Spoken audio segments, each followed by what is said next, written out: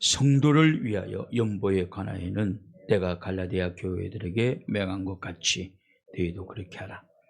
매주 첫날에 너희 각 사람의 수입에 따라 모아두었어. 내가 갈 때 연보를 하지 않게 하라. 내가 이럴 때 너희가 인정한 사람에게 편지를 주 너희의 은혜를 열산으로 가지라. 만일 나도 가는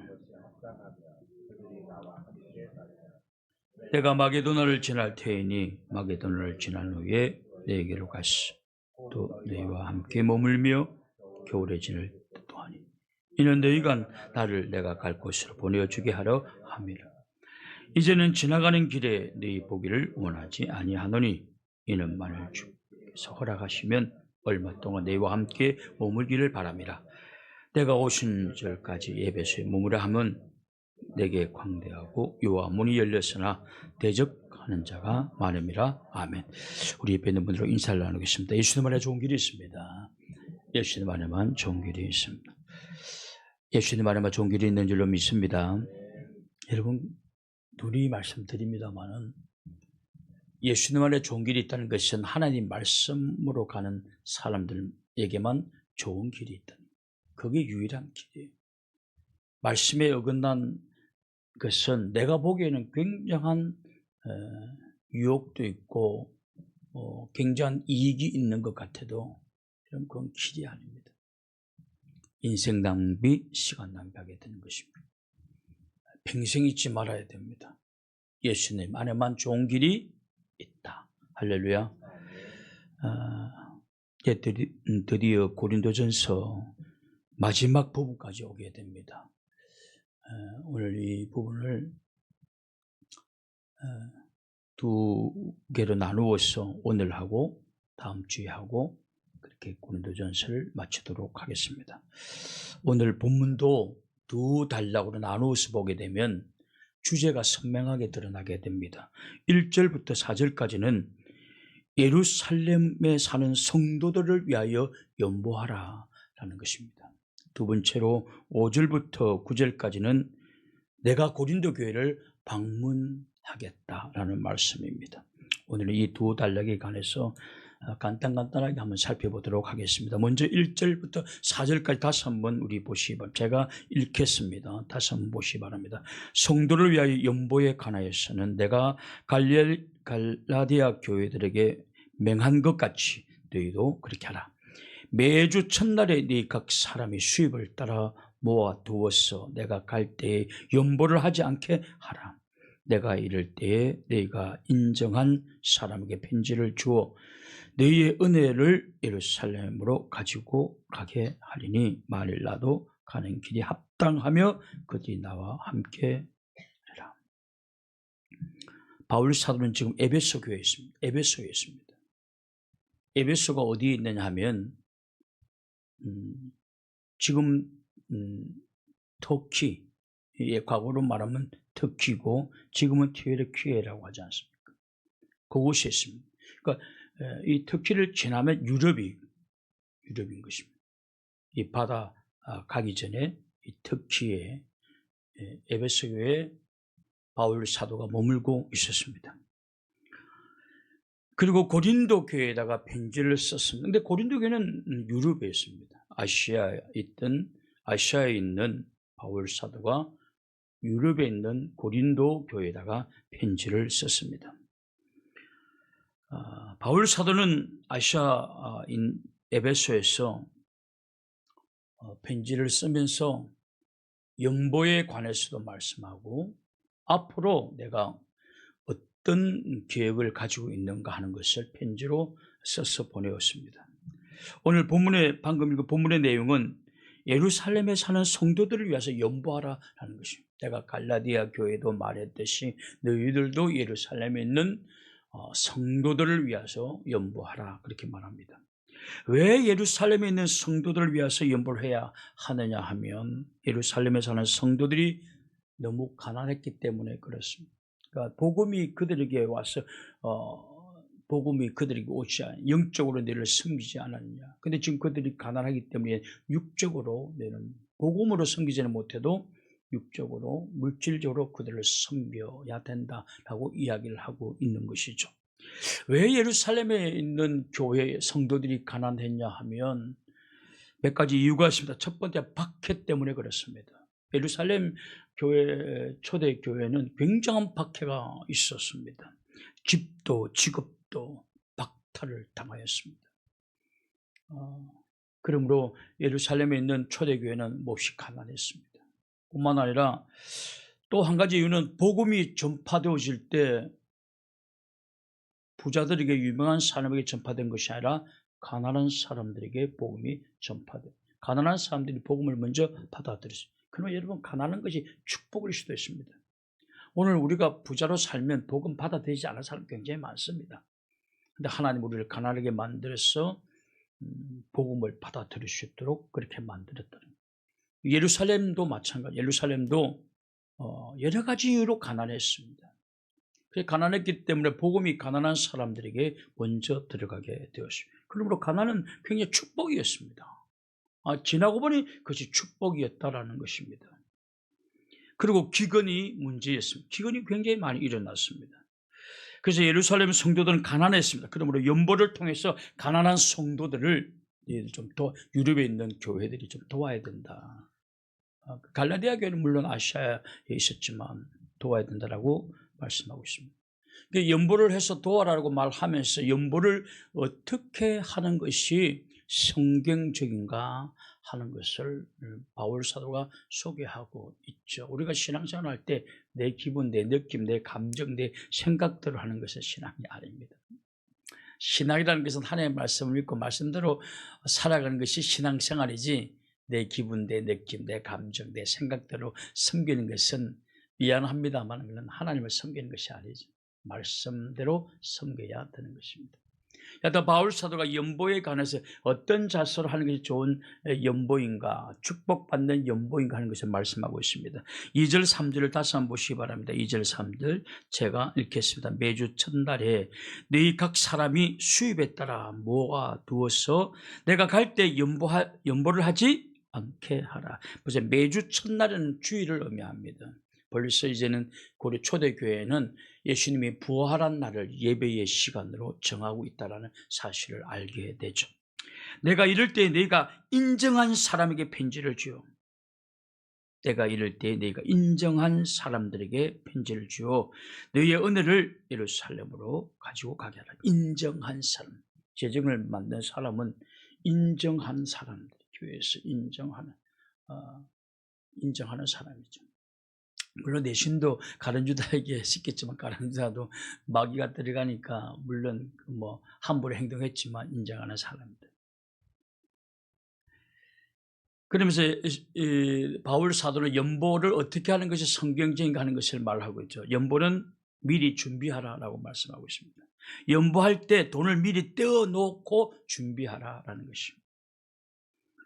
준비해놓고 있지 않다가 바울 사도가 들어가니까 그때 우리 예루살렘의 성전을 위해서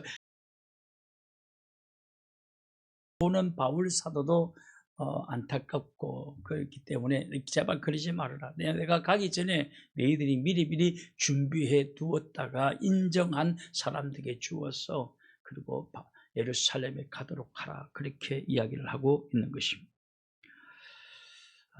특별히 오늘 본문에 보면 연보할 때 얻은 대로 저축하라. 이 말은 얻은 대로. 이 말은 뭐냐면 일종의 11조 개념입니다. 많이 얻으면 많이 주신 것에 감사해서 하나님 앞에 감사하고, 적게 얻은 사람들은 많이 낼 수가 없으니까 적게 내는 것이다.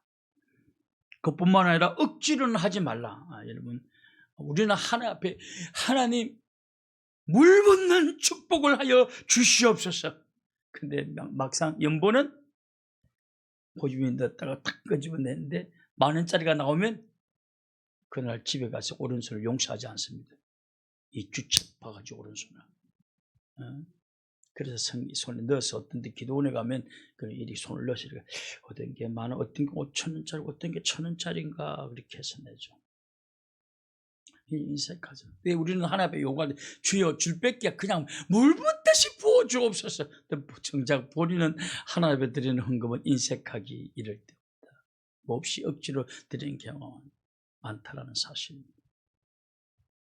하나님이 어떻게 축복해 주시겠냐 하는 것이죠. 여하튼 연보의 가장 중요한 부분은 미리 준비하는 것이고 오던 대로 하라. 11조 개념이다라고 말씀을 드렸습니다. 뿐만 아니라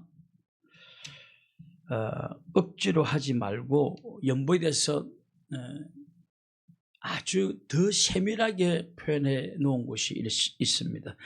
이 똑같이 바울 사도가 쓴 고린도 편지인데 고린도후서 9장 5절을 한번 보시면 고린도후서 9장 5절에 보면 연보는 어떻게 하는 것이 성경적인 하는 것이 기록되어 있습니다.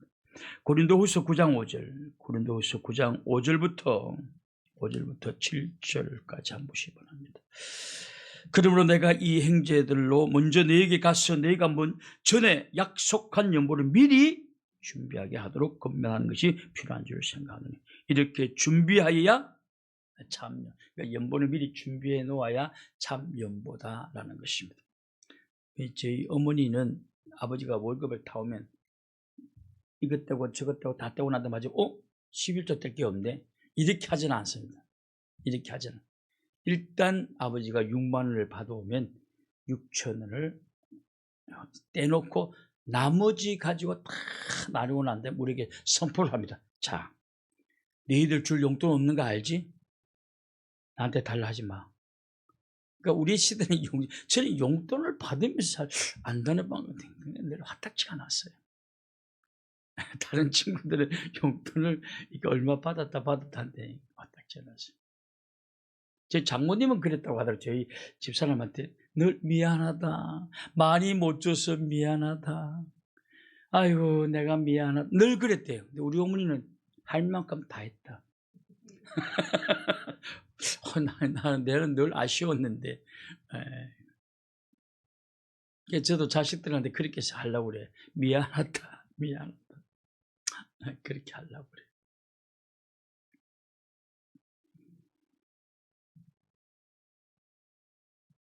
여하튼 준비하여 참전보다라는 것이죠. 그리고 6절에 보면 이런 말씀도 나옵니다. 고린도후서 9장 6절에 보면 이것이 곧 적게 심은 자는 적게 거두고 많이 심은 자는 많이 거둔다는 연보에 말합니다. 너희들이 연보를 그렇게 준비해서 내면 밭에 씨를 뿌리는 것과 같은데 적게 심은 자는 적게 거두고 많이 심은 자는 많이. 이게 연보에 대해서 이렇게 말씀하고 있네. 제가 여러분 기도할 때 하나님 여러분 심은 대로 달라고 기도할 때 늘 그렇게 기도합니다. 그냥 내 기분에 따라 하는 게 아니라는 사실입니다. 늘 성경에 나오는 그대로 말씀하고 있는 것입니다. 제가 그래 모든 연보는 땅에 심는 씨앗과 같사오니 오늘 심은 분량대로 종류대로 축복하여 주옵소서. 그러니까 매일 헌금 마지막 부분에 그렇게 기도하고 그 이유가 그냥 내가 하는 말이 아니에요. 성경에 그렇게 하라고 말씀하고 있기 때문에 그래요. 그래서 여러분 여러분 많은 축복을 받으려면 주님 앞에 적게 심어야 돼요? 많이 심어야 돼요? 물어보는 내가 바보지 뭐. 현실이 여러분 이런 말 한다 또 시험에 들지 마시고 여러분 제가 아무리 이렇게 해도 안 할 사람 안 하면 돼요. 근데 할 사람은 엄마 그렇구나 라고 하는 사람이 있으면 그 사람 귀 있는 자는 들을지어다 라는 너무 헌금에 너무 시험 들지 마세요. 헌금 하라고 해도 안 하면 그만입니다. 목사님이 누구 연보 얼마나 안 물어보지 않아요. 그냥 다 자유예요. 그 다음에 7절 보시고요. 7절 고린도후서 9장 7절에 보면 각각 그 마음에 정한 대로 할 것이 인색함으로나 억지로 하지 말지니 하나님은 절견되는 자를 사랑하노라. 보시고 읽은 9절에 보면 준비된 연보가 참 연보다. 다 준비해서. 제가 어머니 시대는 그걸 못 봤는데 우리 할아버지 할머니 시대에는 토요일쯤 되면 하나 앞에 바쳐야 될 연보돈을 숯을 담은 다리미 숯 이렇게 다리미로 가지고 하나님에 바칠 때 연보를 쫙 다리는 걸 보았습니다. 저는 한참 따라했습니다. 다려가지고 빳빳하게 해서 하나님에 바치는 걸 제가 보았습니다. 그러니까 준비한 액수도 모든 것도 준비했어. 그게 참 연보다. 그게 참 연보다. 그리고 연보는 씨를 땅에 심는 것과 같다. 많이 심으면 많이 거두고 적게 심으면 적게 거둔다. 그래서 심은 대로 거둔다라는 사실입니다. 반드시 거둔다라는 사실입니다. 그래서 연보를 땅에 심는 씨앗에 비유하고 있습니다. 그리고 즐겨내라라는 거예요. 왜냐하면 우리가 저축할 때 기쁘지 않습니까? 지금 내가 쓰지 못해도 우리가 어떤 저축이나 적금을 들어갈 때는 기뻐요. 억지가 아니에요. 왜 기쁩니까? 내가 오늘 이거 얼마 보면 다음에 이자가 왕창 붙어서 나에게 더 많은 것을 갖다 줄 것이라고 생각하기 때문에 적금을 넣거나 여러분 저금을 할 때는 그렇게 막 빼앗기는 마음을 가지지 않습니다. 성경도 너희들이 심은 대로 거두게 될 것인데 그건 뭐 왜 억지로 하느냐? 많이 심으면 많이 거두고 적게 심으면 적게 거둘 텐데 너희 심은 대로 할 때는 뭘 그렇게 억지로 하느냐? 기쁜 마음으로 하라 라고 말씀하고 있는 것입니다. 여하튼 연보는 준비되고 억지가 아닌 기쁨으로, 연보는 사라지는 것이 아니라 밭에 심는 씨앗 같은 것이다.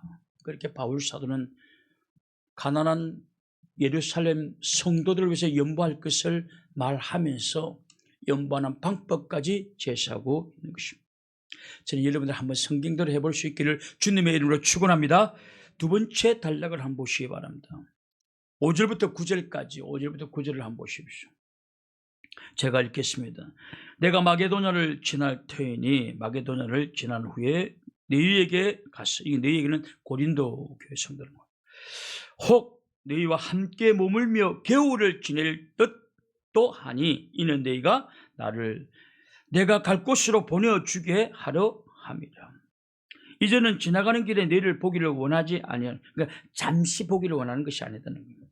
이는 만일 주께서 허락하시면 얼마 동안 너희와 함께 머물기를 바랍니다. 내가 오신 절까지 에베소에 머물라 함은 내게 광대하고 유효한 문이 열렸으나 대적하는 자가 많습니다. 이건 구절에 보면 바울 사도가 앞으로 어떤 일정을 가지고 있는지를 고린도 교회에 말을 하고 있습니다. 바울 사도는 지금 나는 아시아 터키에 있는 에베소 교회에 있다. 그런데 앞으로 마게도냐로 갈 거예요. 마게도냐는 유럽에 있는 것이, 배를 타고 유럽으로 건너가서 마게도냐에 갔다가, 고린도 교회는 마게도냐 같은 유럽이지만 마게도냐 아래에 있습니다. 내가 마게도냐로 갔다가 너희들에게 들릴 텐데 잠시 얼굴만 보고 가지는 않으리라.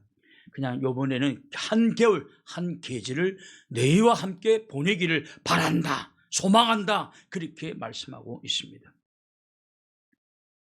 7절을 다시 한번 보십시오. 7절에 보면 고린도전서 16장 7절에 보면 이제는 지나가는 길에 너희를 보기를 원하지 아니하노니 이는 만일 주께서 허락하시면 얼마 동안 너희와 함께 머물기를 바랍니다. 바란다, 희망한다, 소망한다 라는 의미인 것입니다. 여기서 보면 바울 사도의 계획이 이제 소개되고 있습니다.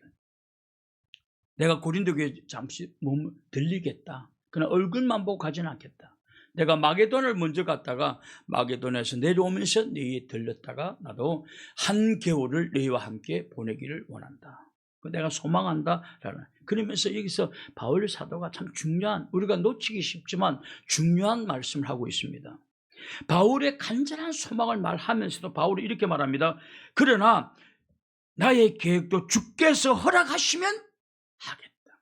주님이, 내가 비록 너희와 함께 한 겨울을 있기를 원하지만 그것도 주님이 허락하면 내가 하겠다는, 나의 간절한 소원이 너희와 함께 한 겨울을 보내면서 교제하기를 원하고 또 너희에게 보내주면 다시 내가 예루살렘으로 가겠지만, 그러나 이것도 이렇게 간절한 소망이 있지만 그래도 이것도 하나님이 허락하시면 하겠다. 이게 굉장히 중요한 신앙의 정신입니다. 신앙생활 하는 많은 사람들이 착각을 합니다. 내가 결정하면 하나님이 도와줘야 된다고 생각을 합니다. 내가 결정하면 하나님은 나를 도와줘야 된다고. 그러다가 자신의 계획이 실패하면 하나님을 원망합니다. 하나님 왜 도와주지 않았습니까? 그러면서 하나님을 원망하고 불평을 합니다. 이런 분들은 절대로 하나님을 섬기는 분들이 아닙니다. 이런 분들은 하나님을 내 뜻에 힘을 보태주는 보조자 정도 또는 돕는 자 정도로 생각하는 사람들이, 말은 하나님 나의 주 하지만 그렇지, 내가 어떤 계획을 정해놓고 하나님이 반드시 도와줘야 되고, 안 도와주면 왜 안 도와줍니까? 섭섭하게 생각하고 내 기도에 응답되지 않는 하나님을 원망하는 경우도 많습니다. 여러분, 이건 신앙인의 자세가 아니에요. 신앙은 우리는 늘 내 뜻대로 하나님 뜻이 있는데 내 뜻대로 정해놓지만 바울 사도 그 말을 하지 않습니다. 나는 너희와 함께 있기를 원한다. 그러나 이것도 하나님이 허락하시면 하겠다라는 것입니다. 하나님이 허락하지 아니하면 내가 아무리 원하지만 내 뜻 거두드리겠다라는 것입니다. 이게 신앙이에요. 우리는 내 뜻이 무엇인지 하나님 앞에 내놓을 수 있습니다. 고백할 수가 있습니다. 그러나 우리의 뜻은 늘 하나님의 뜻에 복종해야 돼요. 내 뜻보다 더 중요한 것은 하나님의 뜻인 것입니다. 그래서 예수님께서 잡히시기 전날 밤에 겟세마네 동산에 기도할 때 어떻게 하셨습니까? 아버지여, 이 고난의 잔이 나에게 지나가기를 원합니다.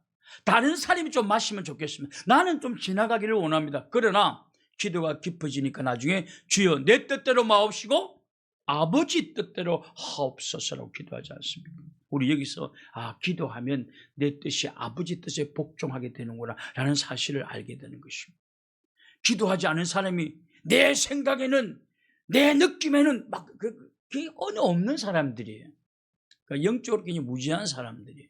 그렇게 하는 거 아니에요. 성경에는 나는 이런 뜻이 있지만 그러나 하나님이 허락하시면 하겠습니다. 교회에서 허락하시면 하겠습니다. 왜냐? 교회는 하나님의 대언하는 거 하겠습니다 라는 자세가 있어야지.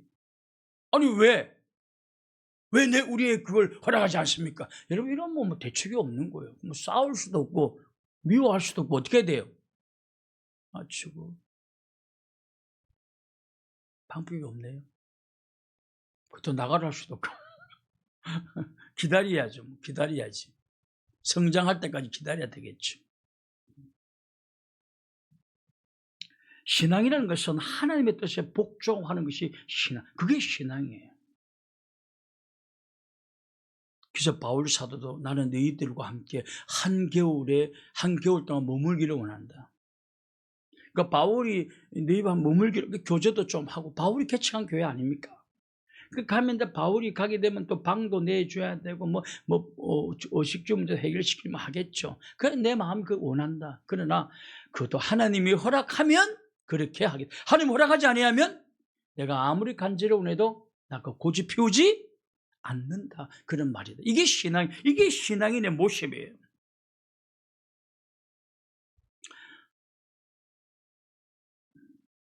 제가 요새 우리 아이들한테 그런 말을 합니다. 이혼하는 거 하나님의 뜻이 아니지만 그러나 너의 신앙에 방해가 되고 너를 너무 괴롭히고 하면 이혼하라고 합니다. 그래서 내가 굉장히 많이 바뀐 것 중에 하나예요. 저도 옛날 사람들에게 가치관을 받아가지고요, 그 집에 귀신이 되어라. 그 참 무식한 소리예요. 그 굉장히 무식한 소리예요. 성경을 꾸준히 읽어보니까 얼마든지 이혼할 수 있어요. 얼마든지. 신앙에 방해가 되고, 여러분, 남편이 매일 막 술을 퍼드시고 처먹고라는 것이 기본, 그러니까 퍼드시고, 응? 맨날 그냥 아무데나 아파트에 있어서 오줌 싸고, 응? 이상한 소문에 막 들려오고. 여러분, 어느 정도 기다려보다가 이혼하는 게 좋아요.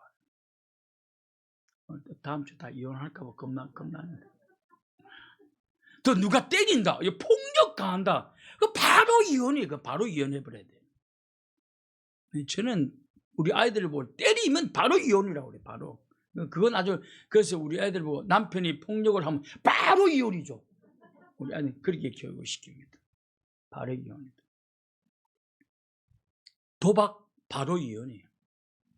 도박도. 물론 이선희 집사님처럼 오래 참았어.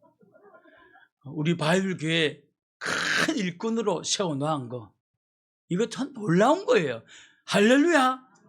마음의 박수를 한번 쳐주시기를 바랍니다. 아니, 마음의 박수를 갑자기 예배드리다가 난 대단하다고 봐요. 대단. 근데 나는 우리 자녀들에게 도박 몇 번 말했다가 안 하면 바로 이혼해. 그렇다고 또 내가 이혼 내 찬론으로 여기지 마십시오. 네. 그래서 저는 그렇습니다. 성경적이더라고요. 성경적이다. 여하튼 뭐 우리가 누구를 사랑했다고 합시다. 사랑한다고 합시다. 근데 그래서 하나님 기도까지 하는 거야. 하나님, 저 사람 너무 사랑스럽습니다. 내 사람 되게 도와주옵소서. 근데 그 사람이 나를 배신하고 딴 사람에게 갔다. 우리 어떻게 해야 됩니까? 어떤 것이 더 성경적이니까 내가 두 가지 답을 드릴 테니까 두 가지 하나를 선택해 보십시오. 하나는, 하나님 왜 나를 도와주지 않습니까? 이제 하나님 원망스럽습니다 라고 하나님께 따진다. 두 번째, 하나님 내 사람인 줄 알았는데 내 사람이 아니었군요. 알겠습니다. 주님의 뜻에 따르겠습니다. 누가 진정한 신앙인이죠? 굉장히 어려운 건데, 이런 말로는 그렇게 하고 질질 짜고, 주여 여러분 제발 좀 그러지 마세요. 그래서 아바짜 불행해지는 거예요. 여러분 그냥 잘라버려요. 저는 여러분 친구도 마찬가지입니다. 저는 친구도 마찬가지입니다. 아무리 마음에 쏙 드는 친구가 있다 할지라도 그 친구가 이상한 짓 하면 하나님 뜻이 아닌 모양이다 하고 마음 접습니다. 진짜 접습니다. 남자친구도 마찬가지입니다. 과거에 한 친구가 아니 이상한 행동, 자꾸 나를 좀 질투나게 하는데 난 질투 하나도 안 나요. 근데 막 질투나게 하려고 하는 행동들을 자꾸 하는 거예요. 나는 하나도 안 나는데. 근데 나중에 화가 나더라고요. 나를 너무 무시하는구나. 화가 나더라고요. 여러분, 사람을 의심한다는 것은, 물론 우리가 어떤 안전을 위해서, 모든 것을 위해서 다 이 시스템을 잘 갖춰야 되지만은, 그냥 아무렇게나 저 사람 바람둥이 같아, 저 사람 뭐 어떤 사람 같아, 도둑놈 같아, 이렇게 의심하고 하는 것은요, 그 사람 명예를 실추시키는 것입니다. 굉장히 명예를 실추시키는 것입니다. 나는 순수한 의도로 했는데, 야, 나중에 저거 도로 탈락하면 어떡해. 그거 상당히 불명예인 거예요. 그래서 내가 주일 낮에도 했다시피 다 지 같은 줄 알고, 지 같은 줄 알고.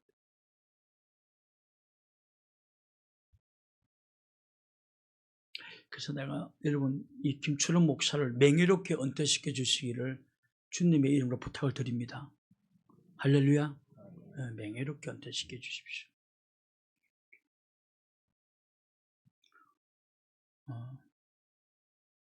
뭐 내가 뭐 이렇게 어떻게 했다는 둥, 그런 헛소리 좀 하지 마시고, 여하튼 질투나지 않는데 질투나라는 뜻이 행동을 해요. 가짠더라고. 그래서 이 친구가 오늘 연락하지 않아야 되겠다 근데 연락 안 했어요. 그래, 너는 너대로 살고 나는 나대로 살자. 제법 마음에 들었는데 아닌 거야. 그래서 아닌 건 아닌 게 그냥 저는 아예 포기해버렸어. 왜냐하면 저는 인간에 대해서도 욕심내지 않습니다. 이게 제가 신앙생활 오래 하면서 이제 터득한 것 중에 하나인데, 오래 하죠. 아니면 아닌 거예요. 그리고 1, 2년이 지났어요. 또 연락이 왔어요. 찾아가도 되겠냐고 오라고 그랬어요. 왜냐하면 그것까지 반다고 싶지 않았어요. 그래서 찾아온다는 것도 하나님 뜻인가 생각하고, 철천지 원수는 아니니까. 그래서 만났어요. 왜냐하면 엄청난 잘못을 저지른 건 아니거든요. 너 마음대로 해라. 그 얼굴 보고 아무것도 없는 것처럼, 아무 일도 없었던 것처럼 그렇게 그냥 만났어요. 그 지금도 자주 만납니다. 그러나 엄청 잘못한 사람에 대해서는 잘 안 만납니다. 얼마 전에 굉장히 잘못하고 자기 잘못을 모르는 사람이 있더라고요. 근데 저한테 와가지고 뭐 다시 회복하면 안 돼. 안 된다. 이미 나는 상실했다. 너 당신들 그런 의미의 글을 보내기도 하고 말했어요. 앞에서는 그냥 안 된다고 말은 했지만 그런 의미의 글을 제가 집에 와서 보냈습니다. 이미 나는 잊어버렸다. 상실했다. 우리는 이미 많은 것을 상실했고 다시 주워 담을 수도 없다. 왜냐하면 너무 잘못한 사람들은요 안 돼. 왜냐하면 성경에 이 말씀이 굉장히 잘 걸리더라고요. 계속 그 삶을 생각하면 이 말이 걸려요. 한번 볼까요? 잠언 19장 19절. 잠언 19장 19절 보십시오. 잠언 19장 19절. 노하기를 맹렬히 하는 자는 벌을 받을 것이라. 내가 그를 건져주면 다시 그런 일이 생겨.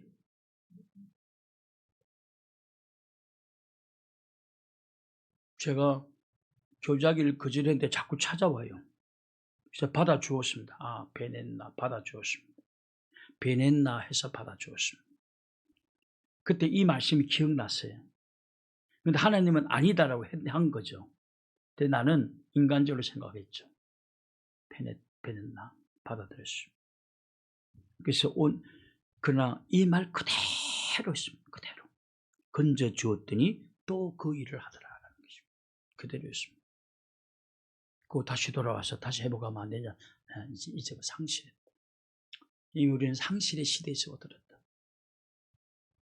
이제 상실하다. 저는 부모가 돌아가심으로 부모를 상실했어요.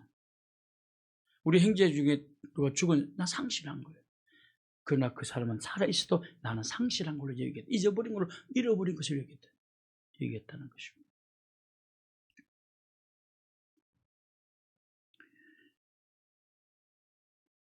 그래서 맹렬히 노하는 사람들 미련을 갖지 않습니다. 저는 자기 감정에 막 화내는 사람도 있지 않습니까? 중요한 것은 내 뜻보다 하나님의 뜻을 내세워야 한다는 사실입니다. 하나님의 뜻을. 여러분 신앙생활, 이게 신앙생활입니다. 제발 여러분의 뜻을 정해놓고 하나님 도와달라고, 하나님 나를 좀 도와주세요. 제발 그러지 마세요.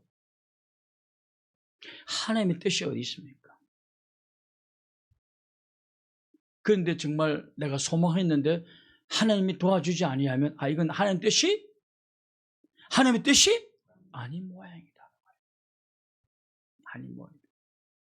우리 딸들한테 너무 네가 마음에 들어. 근데 그 사람 어느 날 너한테 약간 변심을 하면 어떻게 해야 되냐?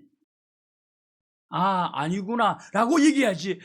뭐 어떻게 마음에 드는데 아이고 어떡하냐 하나님, 금식하며 주여 주시옵소서. 그런 거 좀 하지 말라는 거지. 그런 거 좀 하지 말라는 것입니다. 내 뜻도 아닌데 해봤자 만나봤자 인생 초짐. 인생 초짐.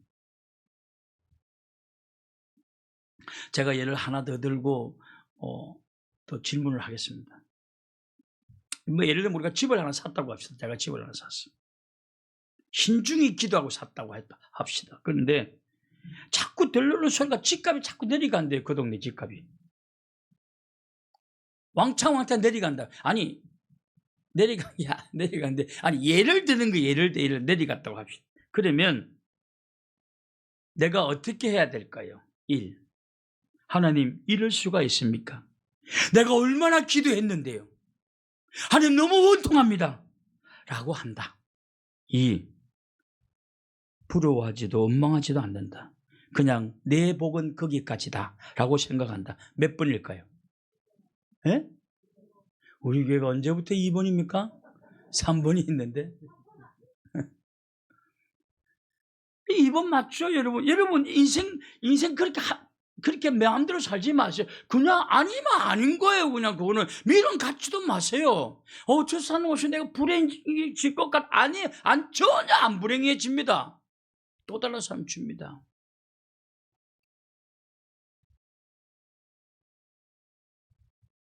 그런 마음을 먹었더니요, 친구들도 도리어 더 다가옵니다, 나한테. 더 다가옵니다. 우리 친구 한 명을, 내가 태어나서 김 목사만큼 옆곡 안 벗어나는 사람 처음 봤다 그래요. 저는 친구 만나러 어디 다니지 않습니다. 그냥 우리 동네 오면 만나고 밥 먹으러 그냥 갔다 오지, 뭐 누굴 만나러 뭐 멀리 가고 그런 거 없어요. 저는 그런 거 없습니다. 은퇴할 때까지는. 은퇴하면 이제 안 불러줄까 봐. 그것도 걱정 안 해요. 뭐 하나님 뜻인가 생각하지, 그까짓 거 생각하지 않습니다. 고독하게 살려면 또 하나님 뜻인가 생각하고 고독하게 살고, 고독하면서 내가 무엇을 또 해야 되나 이렇게 생각하지.